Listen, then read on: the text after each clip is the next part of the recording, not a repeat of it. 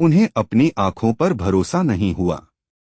मलबे और टूटते शहतीरों से बचने के लिए वे खुद ब खुद एक दूसरे का हाथ छोड़कर दूर हट गए। जमीन उनके पैरों के नीचे कांप रही थी और एक पल के लिए जंग का सारा शोर उस टावर के गिरने की गूंज में कहीं खो गया। लोरेना की तरफ तेजी से देखते हुए यान चिल्लाया कि वो भागे। उसकी आवाज धूल भरी हवा को चीरती हुई किसी फौजी हुक्म की तरह निकली। अब बहस करने या उस गिरते पत्थर का अफसोस मनाने का वक्त नहीं था। जान बचाने के लिए भागना जरूरी था और यान की आवाज में वो डर था जो आने वाली अगली तबाही को पहले ही देख चुका था। टावर का मलबा गिरता रहा और उसकी परछाई उन पर फैल गई, जबकि आसपास की आग मलबे के बीच और तेजी से भड़क उठी। उन वहशी हमलावरों द्वारा लगाई गई आग दीवारों और ढांचों को निगल रही थी, जिससे पूरा आंगन एक भट्टी जैसा बन गया था। धुएं के बादल हवा में तैर रहे थे और जलती हुई चिंगारियां किसी काली बर्फ की तरह गिर रही थीं। कुछ टावर अभी भी खड़े थे, रात के अंधेरे में किसी घायल सिपाही की तरह जो हार मानने को तैयार न हो। पर आग उनमें से एक की तरफ बहुत तेजी से बढ़ रही थी। गर्मी और दबाव की वजह से वो आधा टूटा ढांचा डरावनी आवाजें कर रहा था। ऐसा लग रहा था कि जल्द ही इसका भी वही हश्र होगा। एक और गौरवशाली मीनार धूल में मिल जाएगी और दुश्मन ठहाके लगाएगा। अचानक लोरेना एक सिसकी के साथ जमीन पर गिर पड़ी। उसने अपने पैर को मजबूत पकड़ लिया क्योंकि उसमें तेज दर्द उठा था। भागते वक्त या तो उसका पैर मुड़ गया था या किसी चीज से टकरा गया था, और अब वो चोट सबसे गलत वक्त पर अपना असर दिखा रही थी। उसकी सांसें तेज और घबराहट भरी थीं, और वो दर्द उसे वहीं जमीन पर कील की तरह गाड़ने की धमकी दे रहा था। वो लोरेना ही थी जो उस तबाह हुए टावर को बड़े दुख के साथ देख रही थी। चारों तरफ से घिरे होने के बावजूद उसके गले में दुख का एक गोला फंस गया था। उसे समझ नहीं आ रहा था कि कोई इतना क्रूर कैसे हो सकता है कि उसके घर को इतनी बेरहमी से तबाह कर दे। ये तबाही उसे निजी चोट की तरह लग रही थी। चेहरे पर गहरे अफसोस के साथ लोरेना अपनी जागीर के उस मलबे को देखती रही, और उस धुंधली रात में उसने आवाज दी। उसकी आवाज उखड़ी हुई और रुंधी हुई थी। वो चाहे यान को पुकार रही हो, मदद मांग रही हो या किले के सलामत रहने की दुआ कर रही हो, उसके शब्दों में अपने घर को तिनका तिनका बिखरते हुए देखने का बेबस दुख था। तभी पास में एक नई आवाज गूंजी, एकदम ठंडी, नपीतुली और थोड़ी मजाकिया। उसने कहा कि उनकी ये मुलाकात बहुत ही अचानक हुई है। वो आवाज बहुत ही घमंडी थी, जैसे बोलने वाला ही उस मैदान का मालिक हो।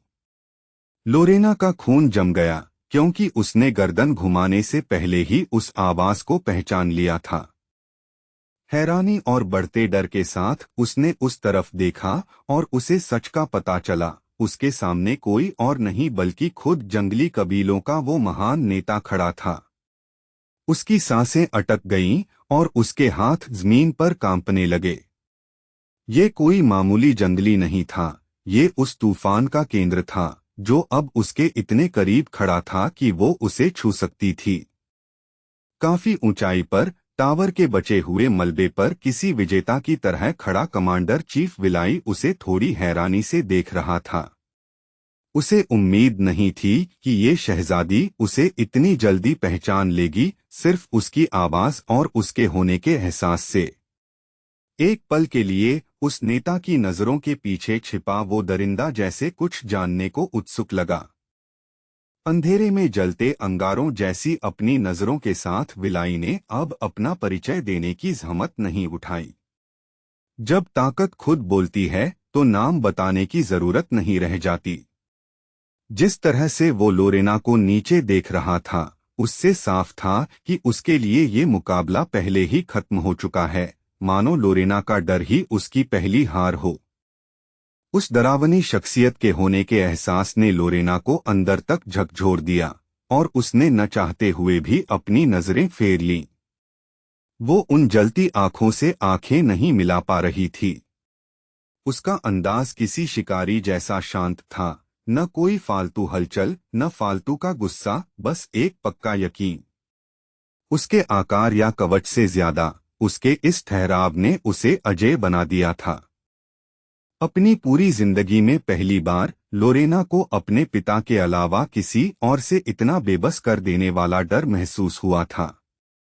ये सिर्फ चोट लगने का डर नहीं था, ये डर था एकदम लाचार हो जाने का, एक शिकार की तरह देखे जाने का। उस पल उसे समझ आया कि कोई इंसान खुद को कितना छोटा महसूस कर सकता है जब उसके सामने ऐसा दुश्मन हो जिसे लगता है कि पूरी दुनिया बस छीनने के लिए ही बनी है। लोरेना जानती थी कि अगर ये मुकाबला खींचा तो उसका घायल पैर उसे टिकने नहीं देगा। रफ्तार, ताकत, सब कुछ दर्द के कारण उससे छिनता जा रहा था। अगर उसे जिंदा बचना था तो उसे इसे अभी खत्म करना होगा। उस जंगली नेता को एक ही निर्णायक वार में ढेर करना होगा। ये ख्याल डरावना जरूर था, पर उसने उसकी हिम्मत को एक आखिरी उम्मीद में बदल दिया। उसी पल विलाई ने गौर किया कि वो अपनी जादुई शक्ति माना इकट्ठा कर रही है, उसे बड़ी शिद्दत के साथ एक बिंदु पर केंद्रित कर रही है, जैसे अपनी पूरी इच्छा शक्ति को एक भाले में बदल रही हो। उसकी एकाग्रता इतनी साफ और इतनी जरूरी थी कि वो खुद भी थोड़ा चौंक गया। लोरेना भी इस बात से हैरान थी कि उसने कितनी सफाई से उसे पढ़ लिया, कितनी जल्दी वो समझ गया कि वो क्या तैयारी कर रही है। फिर पलक झपकते ही वो विशालकाय जंगली लेडी लोरेना के बिल्कुल पास आ गया। उसने इतनी दूरी नामुमकिन तेजी के साथ पार कर ली। इस सदमे से लोरेना की सांसें अटक गईं। उसका दिमाग ये मानने को तैयार नहीं था कि कोई इतनी तेजी से हिल सकता है। एक पल पहले वो ऊपर था, दूर, और अगले ही पल वो ठीक सामने था, इतना करीब कि उसकी मौजूदगी किसी ढहती दीवार जैसी महसूस हुई। लोरेना को उसके आने का एहसास तक नहीं हुआ।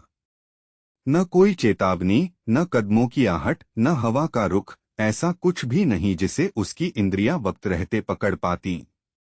ऐसा लगा जैसे वो सीधे स्पेस को चीर कर आ गया हो, और इस एहसास ने उसे बिल्कुल निहत्था महसूस कराया, जैसे दुनिया के सारे नियम उसके हक में बदल दिए गए हों। कमांडर चीफ विलाई, जागीर पर हमला करने वाले जंगली कबीलों का महान नेता, भभक्ति भट्टी जैसी नजरों से उसे नीचे देख रहा था। उसकी आवाज धीमी और डरावनी हद तक शांत थी। उसने वादा किया कि अगर वो चुपचाप और शांत रहेगी तो वो उसे हाथ तक नहीं लगाएगा, मानो वो कोई रहम कर रहा हो। उस वादे के पीछे छिपा खतरा एकदम साफ था, एक भी गलत हरकत या विरोध की एक भी चिंगारी और उसका ये संयम हवा में राख की तरह उड़ जाएगा। उस खूंखार जंगली के होठों पर एक टेढ़ी मुस्कान आ गई जब उसने लेडी लोरेना को अपना सबसे कीमती इक्का कहा, मानो वो कोई इंसान नहीं बल्कि खेल का कोई मोहरा हो जिसे सही वक्त पर इस्तेमाल करना है। उसके कहने का अंदाज शांत, पक्का और हक जताने वाला ऐसा था कि शब्द उनके चारों ओर कसती हुई जंजीरों की तरह महसूस हुए। उसके लिए लोरेना की जान बस एक सौदा थी, और वो इस बारे में ऐसे बात कर रहा था जैसे जीत तो पहले ही उसकी मुट्ठी में हो। ये सुनकर लोरेना का खून खौल उठा और उनके सीने में नफरत भर गई। उन्हें इस बात से चिढ़ थी कि कोई उन्हें इतना बेबस समझ रहा है, और इस बात से भी कि उनकी कीमत सिर्फ इस बात में है कि उन्हें इस्तेमाल कैसे किया जा सकता है। उन्होंने बड़ी नाराजगी के साथ उस जंगली नेता को घूरा और अपनी आंखों को झुकने नहीं दिया, भले ही डर के मारे उनकी सांसें थोड़ी उखड़ी हुई थीं। सामने खड़ी उस लाचार दिखने वाली शरीफजादी पर अपना दबदबा महसूस करते हुए कमांडर चीफ विलाई ऐसे मुस्कुराया जैसे किसी बच्चे की जिद पर हंस रहा हो। उसने खुलेआम उनकी कम उम्र की तारीफ की, पर उसकी नजरों में एक शिकारी जैसी चमक थी जो किसी भी धमकी से ज्यादा अपमानजनक लग रही थी। उसके चेहरे पर एक क्रूर मजाक था, जैसे कोई शिकारी अपने शिकार को खत्म करने से पहले उसकी खूबसूरती को निहार रहा हो। और तभी वो मशहूर काला भेड़िया, वो ताकत और अंदाजा जिसने योद्धा यान को कई बार मैदाने जंग में दुश्मनों को धूल चटाने में मदद की थी, जागने लगा। वो साये की तरह जमीन से उभरकर सामने आने लगा। हवा में एक भारीपन आ गया, जैसे खतरे की आहट और भी तेज हो गई हो। मुसीबत के वक्त जो ताकत यान का साथ देती थी, वो अब सामने आ चुकी थी और अपने से कहीं बड़े इस दरिंदे पर हमला करने के लिए तैयार थी। यान के अचानक पहुंचने पर विलाई ने तुरंत अपनी प्रतिक्रिया दी, मानो उसे पहले से ही उसके आने का इंतजार था। उसने पूरी वहशी ताकत के साथ एक जोरदार वार किया, ताकि इस दखलंदाजी को शुरू होने से पहले ही खत्म कर दे। उसका मुक्का किसी भारी हथौड़े की तरह चला, विशाल, पक्का और बेरहम, क्योंकि उसे लगा था कि उसने यान को पूरी तरह समझ लिया है। लोरेना ने ये सब अपनी आंखों के सामने होते देखा। जब उन्होंने देखा कि वो जानलेवा वार यान की तरफ बढ़ रहा है, तो उनके गले से एक चीख निकल गई। पर वो मजबूर थीं, घायल और हालातों में फंसी हुई, और उस पल यान की कोई मदद नहीं कर सकती थीं, सिवाय इसके कि वो बस देखती रहें और दुआ करें कि वो उनके सामने मारा न जाए। अपनी आवाज में जीत का भरोसा लिए विलाई ने माना कि उसे शुरू से पता था कि ये जवान योद्धा उसके जाल के आसपास ही कहीं छिपा है। उसकी जलती हुई आंखें यान की हर हरकत पर वैसे ही नजर रखे हुए थीं जैसे कोई शिकारी बर्फ पर कदमों के निशान ढूंढता है। विलाई के लिए ये कोई सरप्राइज नहीं था, उसके लिए तो बस ये पक्का हो गया था कि उसके चारे ने आखिरकार एक बड़ा शिकार फंसा ही लिया।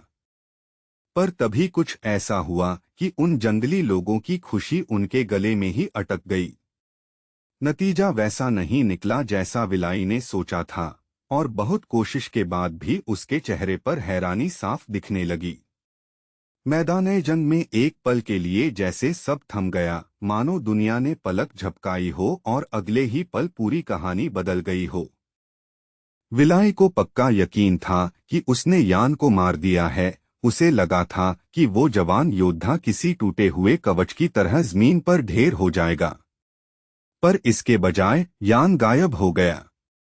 न खून बहा, न वो गिरा, और न ही चोट लगने की कोई आवाज आई। जहां शरीर होना चाहिए था, वहां बस खाली जगह थी।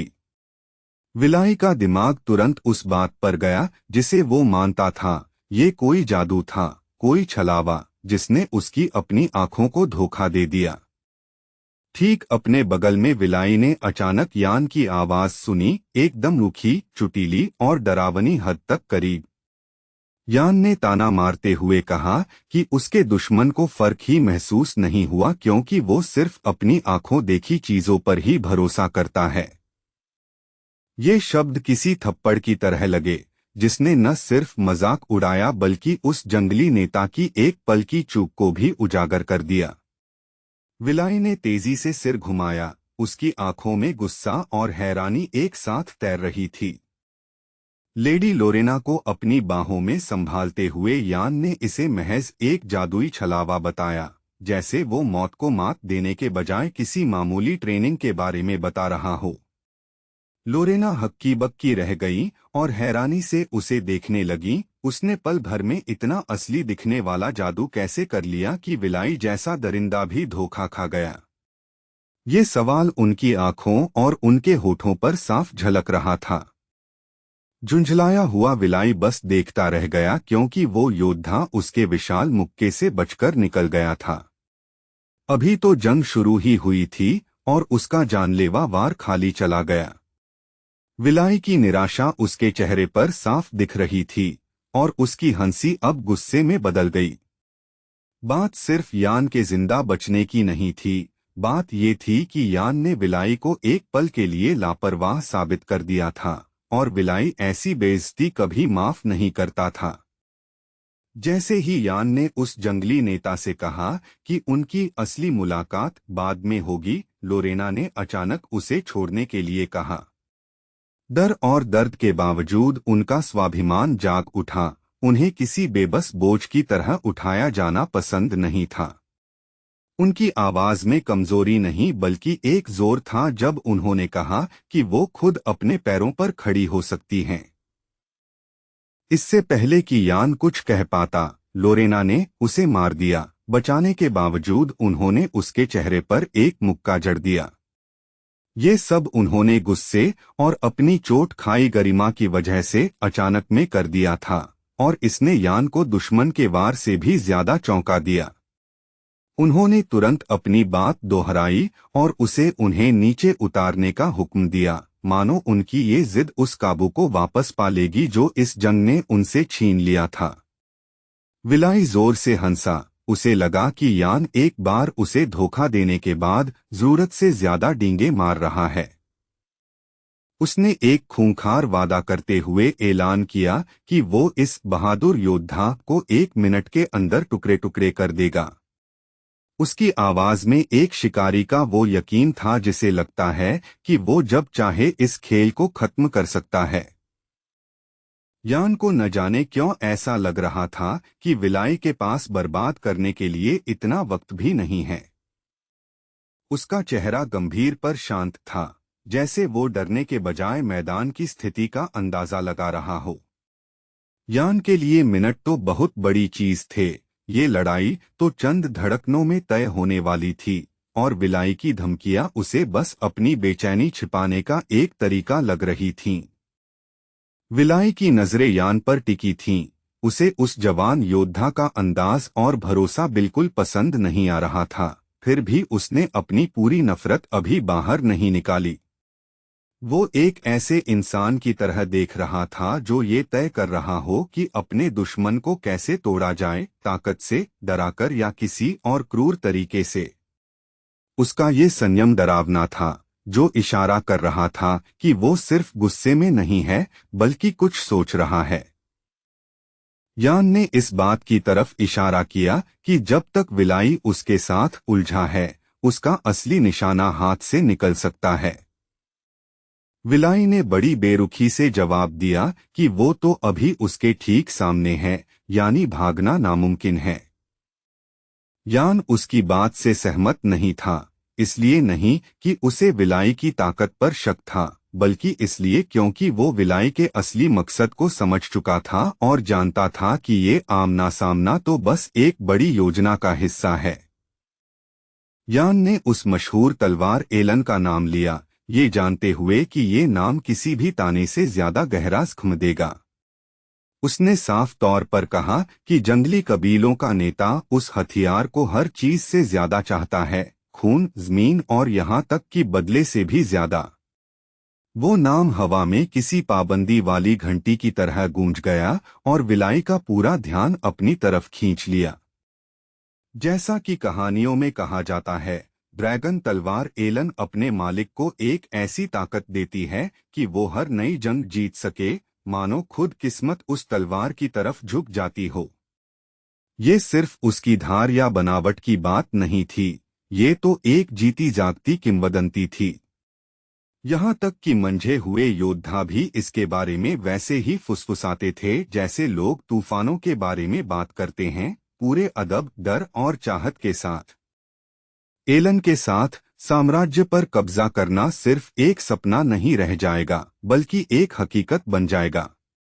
ये एक जंगली कबीले के नेता को ऐसी ताकत दे देगा जिससे वो उन फौजों को भी हरा सके जो उससे कहीं ज्यादा ताकतवर हैं। और यान ने ये साफ कर दिया कि विलाई इसी के लिए मरा जा रहा है, एक ऐसी ताकत जो सरहदें बदल दे और इतिहास में विजेता का नाम लिख दे। यान ने ऐलान किया कि वो विलाई को बता सकता है कि उसे वो जादुई हथियार कहाँ मिलेगा। उसने ये जानकारी देने की पेशकश बहुत ही शांति के साथ की, जैसे वो जलते हुए मीनारों के बीच नहीं बल्कि किसी बाजार में सौदा कर रहा हो।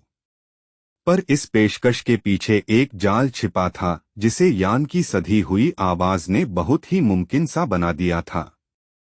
बदले में यान ने शर्त रखी कि वो लेडी लोरेना को अपने साथ लेकर जाएगा, अभी के अभी, क्योंकि उसे उनसे बहुत जरूरी काम है जिसे टाला नहीं जा सकता। उसने अपने शब्दों को बहुत सोच समझकर चुना था ताकि उसकी बात में एक वजन और मजबूरी दिखे। वो इजाजत नहीं मांग रहा था, वो तो अपनी शर्तें रख रहा था, जिससे विलाई को मारने के बजाय इस सौदे पर सोचने के लिए मजबूर होना पड़े। लोरेना को नीचे उतारने के बाद यान ने विलाई की बातें गौर से सुनी। विलाई उससे बार बार सवाल कर रहा था और ये पक्का करना चाहता था कि अगर वो उन्हें जाने देता है तो उसे वो तलवार जरूर मिलेगी। विलाई की आवाज में एक खिंचाव था, उसके अंदर शक और लालच के बीच जंग चल रही थी। उसे वादे नहीं बल्कि गारंटी चाहिए थी, क्योंकि वो धोखे को वैसे ही सूंघ सकता था जैसे भेड़िए खून को सूंघते हैं, पर एलन के लालच ने उसे इस खतरे को मोल लेने पर मजबूर कर दिया। लोरेना ने कभी भी उस ड्रैगन तलवार के बारे में नहीं सुना था, पर यान ने उन्हें बताया कि वो शस्त्रागार आर्मरी में रखी है। ये सुनकर उनका दिल बैठ गया। उन्हें डर सताने लगा कि यान सच में वो तलवार इन जंगली लोगों के हवाले कर देगा। उनकी नजरें कभी यान पर जातीं तो कभी विलाई पर। वो समझ नहीं पा रही थीं कि यान पर भरोसा करें या इस बात से डरें कि एक दरिंदे को वो मिल जाएगा जो वो चाहता है। और यान ने माना कि कम से कम उसका इरादा तो यही है, पर वो असली तलवार नहीं देगा। इसके बजाय वो विलाई को एक नकली तलवार थमा देगा, ताकि उसका लालच शांत हो जाए और उन्हें भागने का वक्त मिल सके। ये एक बहुत बड़ा जुआ था। एक छोटी सी गलती और विलाई सिर्फ गुस्से में नहीं आएगा बल्कि वो अजय हो जाएगा। यान की फिक्र और भी गहरी थी, क्योंकि उसे याद था कि विलाई के बचपन का कुछ हिस्सा ब्रियोवुल्फ की जागीर में बीता था। इसका मतलब था कि उस जंगली को शायद ड्रैगन तलवार के वहां होने की अफवाहों या उसके छिपे होने की जगह के बारे में पहले से कुछ अंदाजा हो। जिस इंसान की यादें उस जमीन से जुड़ी हों, उसे बेवकूफ बनाना किसी अजनबी के मुकाबले कहीं ज्यादा मुश्किल था, और यान उसे कम समझने की गलती नहीं कर सकता था। उससे भी बुरा ये था कि विलाई की वो जलती हुई आंखें, वो अजीब सी शैतानी नजर शायद उसे पल भर में हथियार की असलियत बता दें। अगर तलवार नकली हुई तो शायद उसे छूते ही पता चल जाएगा, और तब ये धोखा मौत की सजा बन जाएगा। यान का दिमाग तेजी से दौड़ रहा था कि उस नजर से झूठ को कैसे छिपाया जाए जो रूह तक को आर पार देख लेती है। भले ही विलाई को एलन की असली कीमत पूरी तरह समझ न आए, पर वो अपने हाथ में आई किसी मशहूर चीज को नजरअंदाज कभी नहीं करेगा। यान को बस इसी बात की उम्मीद थी कि विलाई ये चारा निगल ले। उसे लगा कि लालच शायद सावधानी पर भारी पड़ जाएगा। अगर विलाई ने इस जाल में एक पल के लिए भी कदम रखा तो लोरेना की जान बचने का एक रास्ता खुल सकता था। एक लंबी और भारी खामोशी के बाद उस विशालकाय नेता ने आखिरकार मुंह खोला और ड्रैगन तलवार का वो नाम पूछा जो लोग फुसफुसाते हुए लेते थे। सवाल सीधा था, पर उसमें एक पागलपन छिपा था। उसे वो शब्द चाहिए था। उसे उस किंवदंती को अपने हाथ में लेने से पहले उसे अपनी ज़बान पर लाना था। उनके आसपास पूरा मैदान जैसे अपनी सांसें थामकर सुन रहा था। यान ने बिना पलक झपकाए अपनी नजरें विलाई पर जमाए रखीं। वो उसके अंदर जागती दिलचस्पी और उसकी चाहत को भांप रहा था। वो विलाई के चेहरे के हर छोटे बदलाव पर गौर कर रहा था, उसके जबड़े की सख्ती, उसके खड़े होने का अंदाज, ये समझने के लिए कि वो इस जाल में फंसने के कितना करीब है। ये सिर्फ बातचीत नहीं थी, ये तो दिमाग की जंग थी, जिसे तलवार के बजाय जानकारी और सही वक्त के दम पर लड़ा जा रहा था।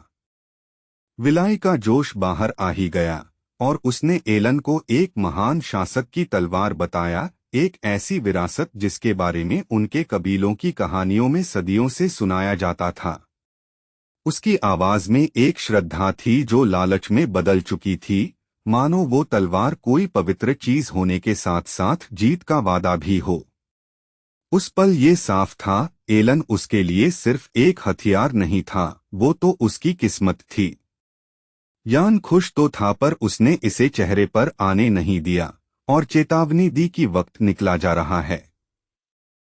उसने कहा कि जल्द ही नाइट्स एलन को किसी सुरक्षित जगह पहुंचा देंगे जहां विलाई का पहुंचना मुश्किल होगा।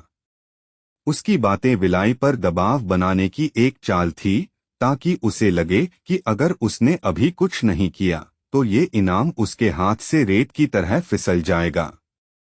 इसके अलावा यान ने ये भी जोर दिया कि ड्यूक ब्रियोवुल्फ जल्द ही वापस लौटने वाले हैं। इसका मतलब था कि विलाई को अब ये तय करना होगा कि वो लेडी लोरेना को पकड़ेगा या उस कीमती तलवार का पीछा करेगा। जब विलाई ने गुर्राते हुए कहा कि उसे चीजों के बीच चुनाव करना पसंद नहीं है, तो यान को वाकई हैरानी हुई। उसे लगा था कि वो घमंड दिखाएगा, न कि इस उलझन पर चिढ़ जाएगा।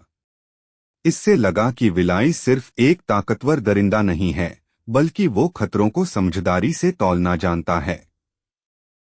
जवाब में विलाई ने बड़े ही शांत और पक्के अंदाज में ऐलान किया कि वो तीसरा रास्ता चुनेगा। लोरेना और यान ने उसे बड़ी सावधानी से देखा। उनके अंदर का डर चिल्ला चिल्ला कर कह रहा था कि ये तीसरा रास्ता सबसे ज्यादा खतरनाक होगा। उस जंगली का शरीर किसी कमानी की तरह तन गया और उसके आसपास की हवा में एक अजीब सा तनाव आ गया, जैसे बिजली कड़कने से ठीक पहले होता है। विलाई बिजली की रफ्तार से आगे बढ़ा और एक झटके में उन दोनों के बीच आ गया। उसका इरादा एकदम साफ और क्रूर था। यान को मार डालो, लड़की को पकड़ लो और तलवार बाद में छीन लो। न कोई सौदा, न कोई सब्र, सिर्फ कब्जा। वो चुनाव तो बस एक झूठ था। उसका तीसरा रास्ता तो खून बहाकर सब कुछ हासिल करना था। यान ने पलक झपकते ही अपनी प्रतिक्रिया दी। डर लगने से पहले ही उसका शरीर हरकत में आ गया। उसकी आंखें विलाई की रफ्तार को बड़ी बारीकी से नाप रही थीं। उसने विलाई के कदमों की लय और उसके वार के अंदाज को भांप लिया और ये समझने की कोशिश की कि ये दरिंदा किसी भी आम योद्धा से कितना ज्यादा तेज है। उस चंद सेकंड के हिस्से में यान को एक डरावना सच समझ आया। विलाई की ताकत सिर्फ उसके बाहुबल में नहीं थी, बल्कि उसकी बेहिसाब रफ्तार में थी। लेडी लोरेना ने खौफ के साथ देखा कि वो खूंखार दुश्मन बिजली की तरह चल रहा था और धुएं के बीच बस उसकी धुंधली परछाइयां ही दिख रही थीं। वो जलती हुई शैतानी आंखें जानलेवा इरादे के साथ यान पर टिकी थीं और विलाई जैसे एक जीता जागता साया बन गया था जो उसे मिटाने पर तुला हो। डर ने लोरेना का गला रूंध दिया। ये नज़ारा किसी मुकाबले जैसा नहीं, बल्कि किसी शिकारी द्वारा अपने शिकार को दबोचने जैसा लग रहा था। विलाई ने अपनी जंग की ताकत औरा बाहर निकाली और हवा एक जोरदार झोंके के साथ फटी जो लोरेना और यान को किसी अदृश्य दीवार की तरह लगी। हवा दहाड़ने लगी, उनके कपड़े फटने लगे और उनकी आंखों और फेफड़ों में राख और धूल भर गई, जिससे वे पीछे की ओर धकेल दिए गए। ये ताकत सिर्फ डराने के लिए नहीं थी, ये तो दबाव का एक हथियार थी जिसने विलाई के आसपास की जगह को एक जानलेवा और कुचल देने वाले भंवर में बदल दिया था। यान का डर अब और बढ़ गया, अपने लिए नहीं बल्कि लोरेना के लिए, जो अपने घायल पैर की वजह से मुश्किल से खड़ी हो पा रही थीं। उसने उस शोर मचाती हवा के बीच उन्हें चिल्लाकर कुछ कहना चाहा, पर उसकी आवाज उस ताकत के आगे दम तोड़ गई। वो उन्हें सीधा खड़ा रखने और विलाई की पहुंच से दूर रखने की पूरी कोशिश कर रहा था, पर इस वक्त उनकी हिफाजत करना तूफान में एक दिया बचाने जैसा था। वो दरिंदा हमला करता रहा और गुर्राते हुए यान को एक घमंडी छोकरा बताया, एक ऐसा इंसान जिसकी अपनी गर्दन कसाई की तलवार के नीचे हो और वो सौदे की बात करने की हिम्मत कर रहा हो। यान का दिमाग तेजी से दौड़ रहा था। वो इस अफरातफरी के बीच लोरेना को बचाने का कोई एक रास्ता ढूंढने की कोशिश कर रहा था। वार बचाते हुए भी वो बस भागने के रास्तों और चकमा देने के तरीकों के बारे में सोच रहा था ताकि उन्हें जिंदा रख सके। विलाई ने अपने विशाल पैर के नीचे यान को कुचलने की कोशिश की। उसे इस बात का गुस्सा था कि उस जवान योद्धा ने गिड़गिड़ाने के बजाय सौदा करने की जुर्रत की। उसका गुस्सा एकदम निजी लग रहा था। मानो यान का ये शांत अंदाज उसे किसी भी गाली से ज्यादा बुरा लगा हो। विलाई के लिए रहम एक कमजोरी थी और सौदा करना बस वक्त की बर्बादी। उसे बातें नहीं बल्कि घुटने टेकना पसंद था। वो जंगली यान को बेबस कर देना चाहता था ताकि वो एक और मौके के लिए गिड़गिड़ाए और फिर वो जिंदा रहने की कीमत के तौर पर तलवार का पता मांगे। ये एक क्रूर खेल था जिसे जान लेने से पहले इंसान का स्वाभिमान छीनने के लिए रचा गया था। विलाई की मुस्कान बता रही थी कि उसे इसमें मजा आ रहा है, मानो लोगों को तोड़ना उसका एक पसंदीदा शगल हो। अचानक उस दरिंदे के सामने एक तेज रोशनी चमकी जिसने पूरी जगह को चकाचौंध कर दिया और उसके जानलेवा इरादों को बीच में ही रोक दिया। वो चमक धुएं और सायों को किसी पवित्र तलवार की तरह चीरती हुई निकली, जिससे विलाई को एक पल के लिए पीछे हटना पड़ा। यान ने जो कुछ भी किया था उसने उस जंगली की लय बिगाड़ दी और उन्हें कुछ बहुत कीमती पल मिल गए। अपने गुस्से में विलाई उस हल्की सी मुस्कान को नहीं देख पाया जो यान के होठों पर आई थी, एक ऐसा अंदाज जो मौत के करीब खड़े इंसान के लिए बहुत ज्यादा शांत था। ये घमंड नहीं था, ये तो हिसाब किताब था। एक ऐसे इंसान की मुस्कान जिसने जाल बिछाया हो और उसे वही मिला जिसकी उसे जरूरत थी। वो छोटी सी मुस्कान एक चेतावनी थी, यान के पास अभी भी कुछ चालें बाकी थीं। एक पल के लिए वो महान नेता विलाई हिचकिचाया। उसके चेहरे पर उलझन साफ दिख रही थी क्योंकि वो समझ नहीं पा रहा था कि अभी क्या हुआ। रोशनी का वो बदलना, हवा का रुख और दूरी का वो हल्का सा फेरबदल, कुछ तो गलत था। विलाई का इस तरह से असमंजस में पड़ना कम ही होता था और इस अनजानी भावना ने उसे अंदर तक झकझोर दिया। उसका अगला कदम बहुत ही वहशी और कुदरती था। उसने एक जबरदस्त गुरुत्वाकर्षण का दबाव बनाया और उनके आसपास की जगह को ऐसे कुचल दिया जैसे वो हकीकत को ही जमीन में गाड़ देना चाहता हो। उस ताकत से पत्थर के टुकड़े और मलबा उखड़कर हवा में हर तरफ गोलियों की तरह उड़ने लगे।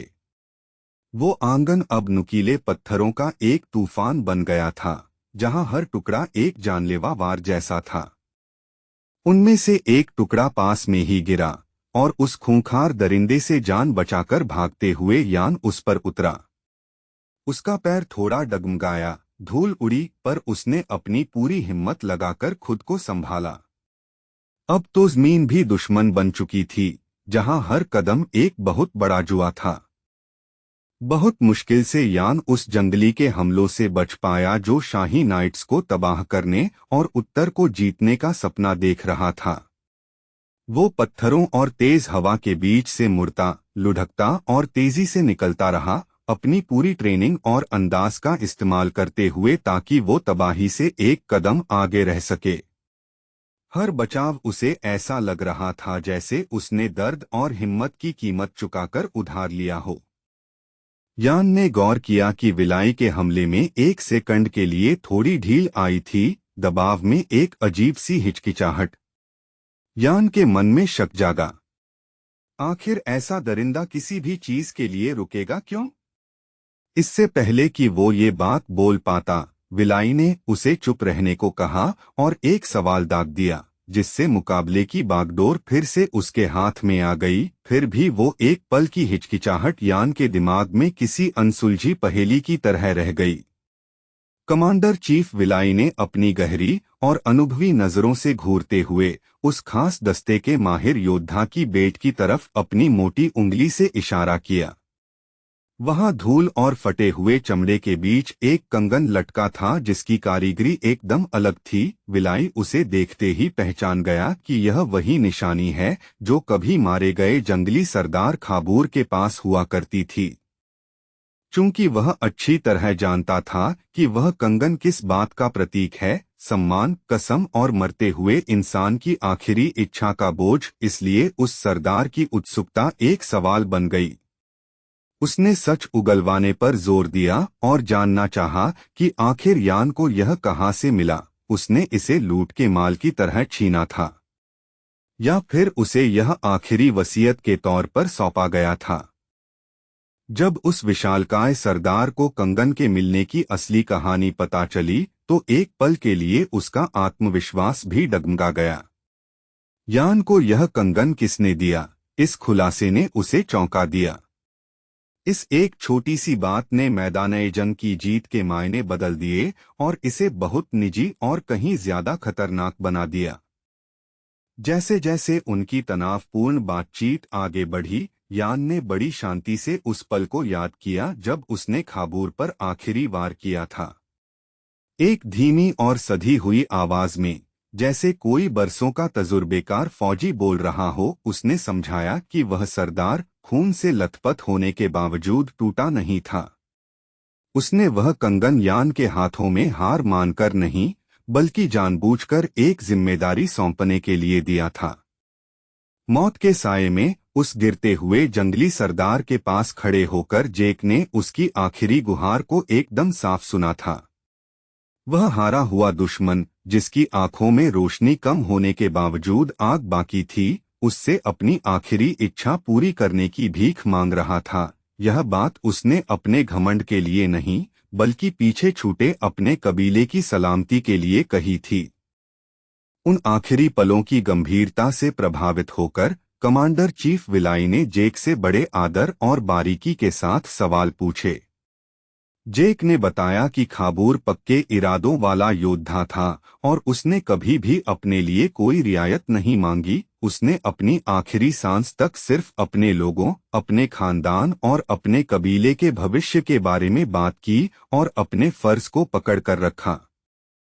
वह कहानी हवा में लोहे की तरह भारी होकर जम गई और विलाई का अगला सवाल बिना किसी हिचकिचाहट के आया। अगर यान के पास खाबूर की आखिरी इच्छा की जिम्मेदारी थी, तो यान के पास जानकारी भी होगी। इसलिए उत्तरी जंगली कबीलों के सरदार ने उस पर दबाव डाला कि वह उस जादुई तलवार एलन का ठिकाना बताए, जैसे उस नाम में ही किस्मत को बुलाने की ताकत हो। विलाई ने रहम के बजाय सम्मान का वास्ता देते हुए एक सौदा पेश किया। उसने कहा कि अगर वह खास दस्ता वाला योद्धा एलन के छिपे होने की जगह बता दे तो वह उसे आजाद कर देगा। यह उसने किसी दया की वजह से नहीं, बल्कि उस इंसान के सम्मान में कहा जिसने खाबूर की आखिरी जिम्मेदारी को निभाया और जिंदा बच निकला। लेकिन सौदा उसी पल क्रूर हो गया जब विलाई ने शर्त रखी कि यान को लोरेना ब्रियोवुल्फ का साथ छोड़ना होगा। उसकी आवाज एक शिकारी की धमकी में बदल गई, मना किया तो वह योद्धा वहीं ढेर कर दिया जाएगा। यान जानता था कि वह आमने सामने की जंग में उस जंगली पर भारी नहीं पड़ सकता, इसलिए उसने खुद पर काबू रखा और बातचीत को वापस उसी इकलौते मोहरे पर ले आया जो उसके पास था, वह तलवार। विलाई ने बड़ी बेरुखी और यकीन के साथ यान का मजाक उड़ाया कि वह तो असल में ब्रियोवुल्फ की जागीर का हिस्सा भी नहीं है, जैसे यान बिना किसी झंडे के भटकने वाली एक मामूली तलवार हो। उसने कहा कि इस बेमतलब के मुकाबले का कोई फायदा नहीं है, जहां यान सिर्फ अपने घमंड के लिए अपनी जान दांव पर लगा रहा है और बिना किसी वजह के उसे गवा देगा। यह बात यान को एक ऐसी बेइज्जती की तरह लगी जिसे सलाह की शक्ल दी गई हो। उसने इसे ठुकराने के लिए सांस भरी, उसका जबड़ा कड़ा हो गया क्योंकि वह उस जंगली का घमंड उसी पर वापस फेंकना चाहता था, पर वह मौका हाथ से निकल गया क्योंकि दुश्मन की रफ्तार और दबाव बहुत ज्यादा था। अपने पूर्वजों के किले की टूटी हुई दीवार के मलबे पर लेडी लोरेना ब्रियोवुल्फ एकदम सुन्न और पस्त होकर बैठी थीं। उनका शरीर थकान से चूर था और उनकी नजरें ऐसी थीं जैसे वे होश खो रही हों। तभी एक आवाज आई जिसने उनकी उस खामोशी का मजाक उड़ाया और शेखी बघारी की उसने एक खूबसूरत रईसजादी के सुकून को पैरों तले रौंद दिया है। वह खुद कमांडर चीफ विलाई था। वह ड्यूक की बेटी के पास अपने चौड़े सीने पर विशाल बाहें लपेटे खड़ा था और उसकी परछाई आसपास के टूटे पत्थरों को निगल रही थी। फिर जानबूझकर क्रूरता दिखाते हुए उसने उस बेबस लड़की के सिर के ऊपर अपना बड़ा हाथ उठाया, जैसे वह आजमा रहा हो कि उसकी जान कितनी आसानी से छीनी जा सकती है। उस हमलावर ने बड़े नाटकीय अंदाज में अपना इरादा जताया। वह देखना चाहता था कि ड्यूक ब्रियोवुल्फ इस पर कैसे रिएक्ट करेंगे। एक गौरवान्वित शासक का चेहरा कैसा होगा जब उसे अपने ही खून को एक जंगली के हाथों अपमानित और बेबस होते देखना पड़ेगा। जीत से ज्यादा विलाई को उस बेबसी का इंतजार था। उसने कल्पना की कि उसके दुश्मन की आंखें फटी की फटी रह जाएंगी और उसका गुस्सा लाचारी में बदल जाएगा। वह ड्यूक की बेटी को इस बुरी हालत में देखकर मजा लेना चाहता था। यह इस बात का सबूत होता कि ऊंची दीवारें और खानदानी रुतबे भी तोड़े जा सकते हैं। पर जब वह जंगली सरदार लोरेना और उसके वफादार योद्धाओं पर अपनी जीत का स्वाद चखने का इंतजार कर रहा था, तभी एक आवाज गूंजी। किसी ने उसे बड़ी बेबाकी और निडरता से बेवकूफ कहा और इस बेइज्जती ने उस जंगली को इतना चौंका दिया कि उसने यकीन न होने की वजह से अपना सिर घुमाया। वह आवाज लेडी लोरेना ब्रियोवुल्फ की ही लग रही थी, जो उसे अपनी आंखों देखी बात पर जरूरत से ज्यादा भरोसा करने के लिए डांट रही थी। उस ताने ने सीधे उसके घमंड पर चोट की और उसके चेहरे पर गुस्सा फैल गया जब उसे एहसास हुआ कि उसके सामने खड़ी लड़की बेबस होने के बजाय कुछ ज्यादा ही शांत है। यही वजह थी कि विलाई बार बार धोखा खा रहा था। वह दिखावे को ही सच मान बैठा था। अगले ही पल उस लड़की की आकृति बिखर गई और शीशे के टुकड़ों की तरह हजारों टुकड़ों में बंट गई। पता चला कि वह सिर्फ कठपुतली जादू था, एक छलावा जो उसे यकीन दिलाने और उसकी ताकत को बेकार करने के लिए रचा गया था। उस बिखरते हुए जादू के बीच से उस रईसजादी का संदेश किसी तीखी फुसफुसाहट की तरह सुनाई दिया। उसने अपने दुश्मन से कहा कि वह फिक्र न करे, एलन के बारे में यान की जानकारी एकदम सच थी, और बड़ी बेरुखी से सलाह दी कि उस जंगली को जल्दी जाकर अपना इनाम ढूंढना चाहिए, क्योंकि वक्त उसके हाथ से फिसलता जा रहा है। विलाई को जोर का झटका लगा। उस योद्धा समूह के लोगों ने उसे बड़ी सफाई से बेवकूफ बनाया था। गुस्से में पागल होकर उसने जेक के उस छलावे पर अपनी पूरी ताकत से हमला किया, उसे चकनाचूर कर दिया और जहरीली गालियां देने लगा। वह उसे ऐसे कोस रहा था जैसे शब्द उसके घायल घमंड को भर देंगे। उस शोर शराबे से दूर असली जेक पहले ही एक छिपी हुई सुरक्षित जगह पर लोरेना ब्रियोवुल्फ से बात कर रहा था। उसने समझाया कि उसने जानबूझकर विलाई को तलवार वाले गांव का रास्ता बताया है, ताकि उन्हें भागने के लिए दूरी और वक्त मिल सके। वह जंगली उस हथियार के पीछे पागल रहेगा और उनका पीछा नहीं करेगा, कम से कम तब तक जब तक बहुत देर न हो जाए। मोमोन ने विलाई के जादू पर अपनी पकड़ की खुलेआम तारीफ की और इसे कमाल का बताया। एक तथाकथित जंगली के लिए यह जरूरत से ज्यादा परिष्कृत था। उसने यह भी जोड़ा कि यान की कठपुतली वाली चाल चालाकी भरी थी, लेकिन विलाई के मुकाबले थोड़ी कच्ची थी। फिर भी उसने माना कि वह एक दरिंदे को उलझन में डालने के लिए काफी प्रभावशाली थी। जब जादूगरनी ने यान से पूछा कि वह अब भी खाबूर का कंगन अपने साथ क्यों रखता है, तो उसे इसके पीछे का कड़वा तर्क पता चला। यान जानता था कि अभी विलाई का सीधा सामना करना नामुमकिन है, सिर्फ ताकत से यह दूरी खत्म नहीं होगी। इसलिए वह कंगन उस विरासत के सबूत और चुकाई गई कीमत की याद दिलाता रहा। ऐसा लगा कि उस कंगन ने उसकी मदद की थी, चाहे वह किस्मत हो या मरते हुए इंसान की कसम का बोझ। और अब यान ने अपना ध्यान सबसे जरूरी बात पर लगाया।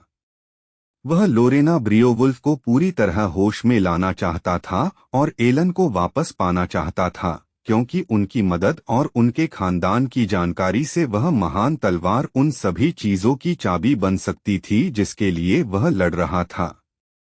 इतनी मुश्किलों के बाद भी यान ने हार मानने से मना कर दिया। उसने जादूगरनी को चेतावनी दी कि वह उसकी थकान को हार न समझे, क्योंकि वह पीछे मुड़ने के लिए इतनी दूर नहीं आया है।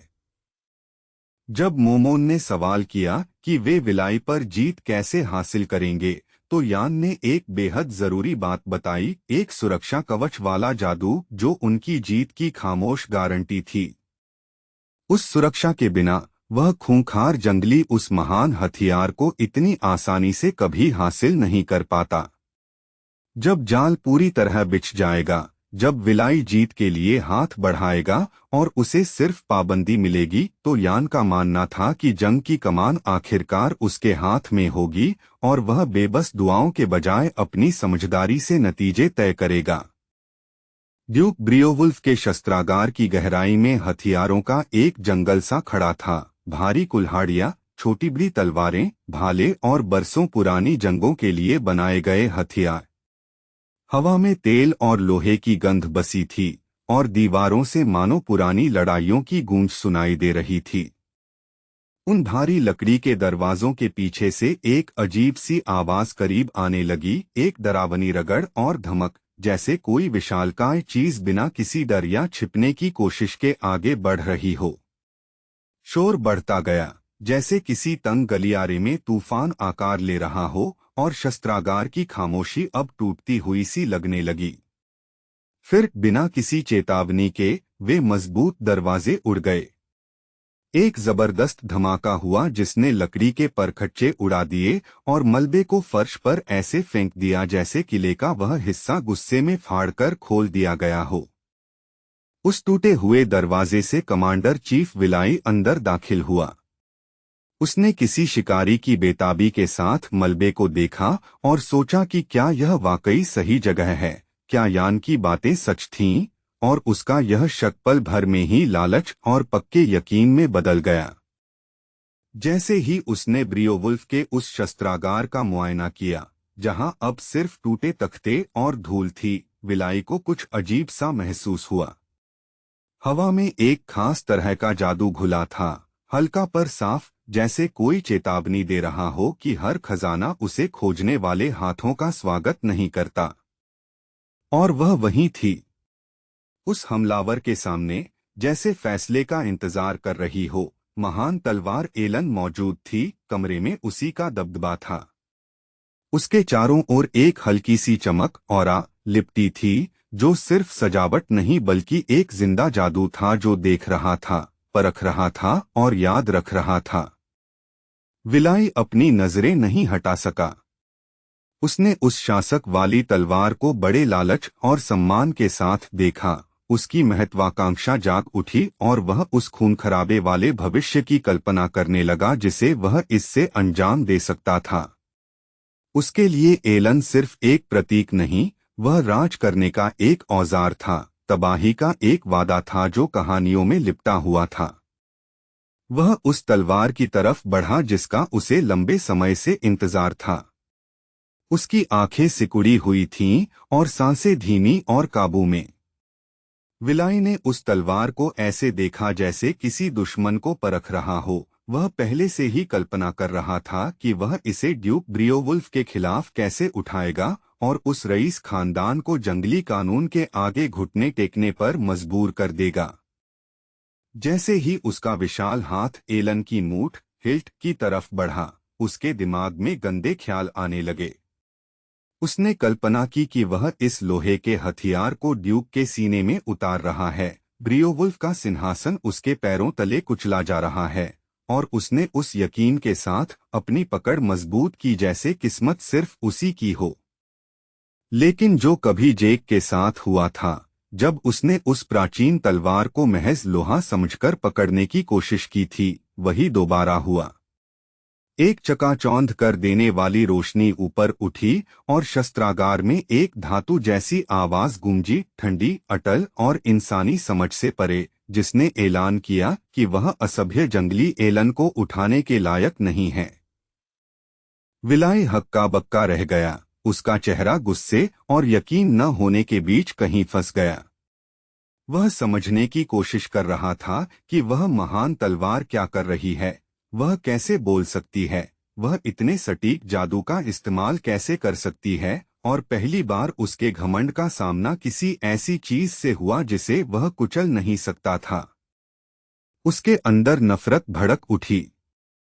वह जंगली यह बर्दाश्त नहीं कर सका कि एक मामूली हथियार जंगली कबीलों के सबसे बड़े नेता के खिलाफ आवाज उठाने की हिम्मत करे। विलाई के लिए उस तलवार का फैसला एक बेइज्जती थी, और यह बेइज्जती उसे मैदान की किसी भी चोट से ज्यादा चुभ रही थी। एक पल के लिए वह खामोश खड़ा देखता रहा। उसकी ताकत उस कमरे में फैले अजीब से जादुई अधिकार के आगे बेकार थी। वह ताकतवर सरदार एकदम जड़ हो गया। उसे ऐसे शब्द नहीं मिले जो उस शक्ति को चुनौती दे सकें जो उससे डरती ही नहीं थी। रोशनी की उस धार में नहाए हुए विलाई के होठों पर एक हल्की सी मुस्कान आई। उसके दिमाग में यह एक सुखद पल था, इसलिए नहीं कि वह झुक गया था, बल्कि इसलिए क्योंकि यह एक संघर्ष का वादा था, और संघर्ष का मतलब वह जीत थी जिसका वह सबसे ज्यादा लुत्फ उठा सकता था। गुर्राते हुए विलाई ने एलन से उसकी कराह बंद करने को कहा। उसने पूरी ताकत के साथ मूठ को पकड़ लिया, आखिरकार उस पर कब्जा करने के इरादे से, जैसे उसकी जिद ही उस पुराने फैसले को बदलकर उस महान गाथा को अपने हाथ में बांध लेगी। उसकी आंखें पागलपन और जुनून से जल रही थीं। उसने तलवार की तरफ झुककर उससे ऐसे बात की जैसे कोई विजेता किसी कैदी से बात करता है। उसने उसे हुक्म दिया कि वह विरोध न करे, उसे अपना मालिक मान ले और उस जंगली के पागलपन भरे यकीन के आगे सरेंडर कर दे जो मानता था कि ताकत ही इकलौता कानून है। विलाई ने एक अजीब सी और इत्मीनान भरी हंसी हंसी। उसने अब भी एलन को अपनी विशाल मुट्ठी में जकड़ रखा था। उसने खुद से कहा कि हथियार अब शांत हो गया है, विरोध खत्म हो रहा है। उसने उस खामोशी को अपनी जीत समझ लिया। वह इस बात से अनजान था कि खामोशी अक्सर तूफान से पहले की सांस होती है। जैसे जैसे वह सरदार एलन को अपना बनाने के जुनून में खोता गया, उसने गौर नहीं किया कि ऊपर की छत बदल रही है। पत्थर के बीच एक पतली सी दरार किसी तलवार की लकीर की तरह फैल गई और धीरे धीरे चौड़ी होने लगी, मानो वह किला खुद अपनी आंखें खोलकर यह देख रहा हो कि आगे क्या होने वाला है। उस दरार में से एक आदमी निकला जिसने फौजी वर्दी पहनी थी, जिसे देखकर विलाई दंग रह गया। बड़ी सफाई और सधे हुए अंदाज में शस्त्रागार में उतरते हुए उसने बिना किसी नाटक के अपनी बात साफ कर दी। वह इस जीत से सहमत नहीं है और वह इस तलवार को किसी वहशी के हाथ में नहीं जाने देगा। वह हैंस मेरिंगर था, ब्रियोवुल्फ खानदान का बटलर, लेकिन उसका खड़ा होने का अंदाज, अनुशासन और नजरें बता रही थीं कि वह कभी साम्राज्य का खास योद्धा, इंपीरियल नाइट रह चुका है। विलाई के लिए सबसे गलत वक्त पर पहुंचकर हैंस ने जानलेवा इरादों के साथ कदम बढ़ाया। वह अपने दुश्मन को मिटाने और उस जंगली को इस महान गाथा से दूर रखने के लिए पूरी तरह तैयार था। विलाई का मूड तुरंत बिगड़ गया। वह इस अजनबी के आने से चिढ़ गया जिसने इतने जरूरी पल में दखल देने की जुर्रत की थी। उसका घमंड ऐसे तड़पा जैसे किसी ने उस पर वार किया हो। खुद तलवार के सामने इस तरह चुनौती मिलना उसे अपने अधिकार पर सीधा हमला लगा। एक झटके में उस विशालकाय सरदार ने अपना हथियार उठाया और इस दखलंदाजी को मिटाने के लिए तैयार हो गया। विलाई का चेहरा एकदम सख्त और बेरहम हो गया। वह बिना किसी अफसोस के हैंस को खत्म करने के लिए तैयार था। उसका मानना था कि जो भी उसके और एलन के बीच आएगा, उसे कुचल दिया जाना चाहिए। इसी बीच जेक और लोरेना ब्रियोवुल्फ टावर के पास एक सुरक्षित जगह पर पहुंच गए जो सबकी नजरों से छिपी थी। वह इलाका जादुई सुरक्षा कवच माना से ढका था ताकि उन्हें कोई ढूंढ न सके। काफी समय बाद उन्हें ऐसा महसूस हुआ कि हवा में मौत का स्वाद नहीं घुला है। जेक ने लोरेना से वहीं रुककर आराम करने को कहा जब तक सब कुछ खत्म नहीं हो जाता। उसने जोर दिया कि वह अपनी ताकत बचाए रखे जबकि खतरा कहीं और मुड़ चुका है।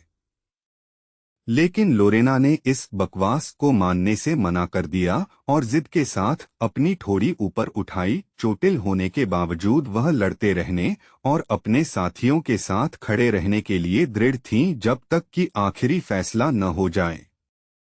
यान की नजरों में उस रईस लड़की को घायल पैर के साथ लड़ाई में नहीं कूदना चाहिए था। उसका हर कदम ऐसा था जैसे उसे तेज दर्द हो रहा हो।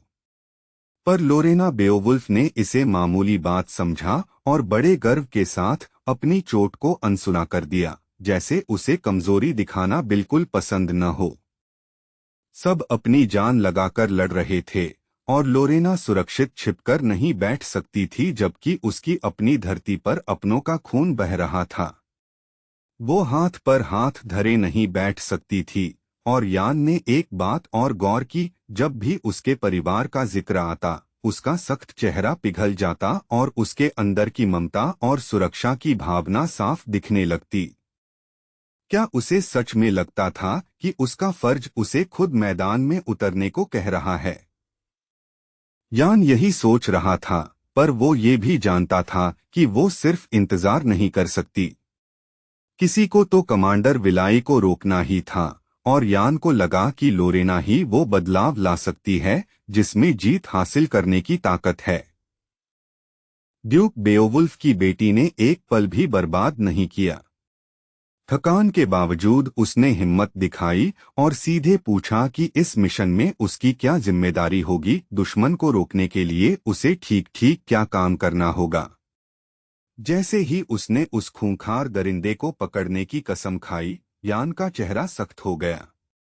एक गहरी सांस लेते हुए, जैसे वो कोई खतरनाक सच बोलने जा रहा हो, उसने लोरेना से एक गुजारिश की, ऐसी बात जिसमें मजबूरी और चालाकी दोनों थी, जिसे कहना उसे खुद भी अच्छा नहीं लग रहा था। वो अपनी साथी के और करीब गया और बड़ी दबी आवाज में कुछ मांगा, कुछ ऐसा जो लोरेना के लिए बहुत खास और निजी था। उसकी बातें सुनकर एक पल के लिए झटका लगा, क्योंकि हालात ऐसे थे कि वो घुमा फिराकर बात नहीं कर पाया और उसकी मांग एकदम सीधी और हैरान करने वाली थी।